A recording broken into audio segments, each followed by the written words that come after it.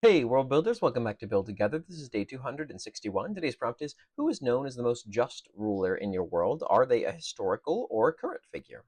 So I took this opportunity to flesh out a couple of interesting connections, which is the fact that Tugakus, the ancient, long dead nation of the Nemalians that sort of permeates all of their culture and their camaraderie, was originally led by one of the members of the Crystal Guard, these ancient seven powerful wizards that trapped the Hebnomad, the seven demon lords, in the seven great godstones that came from Hormuz when he was torn into seven pieces by those said demon lords.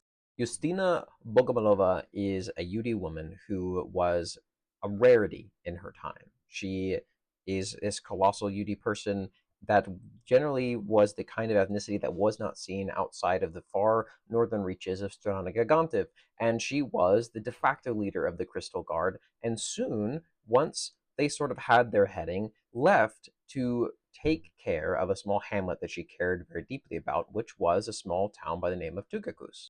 Now, Tugakus was almost entirely only Nemalian citizens, which meant that she towered over everyone there. But she was going to basically soon transform this little town into a city-state that would then one day become the great nation by the same name. Yustina, specifically, among all of the myths surrounding her in legend and potential history, was never known to be very warm in the emotional sense. Now, she was warm because she was a Yudi, but she was known to be fair. She was a very just person, and she was obscenely motivated. There was never a moment she was not working for or towards the goal that she had for her people. She was always, always targets set on her goal.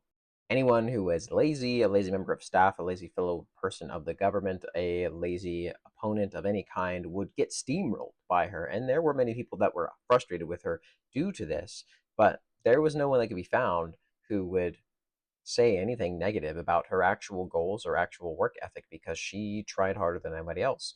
She, of course, had people who tried to besmirch her as someone who wouldn't let them live the way that they wanted to live their lives, and there were plenty of smear campaign attempts, I'm sure.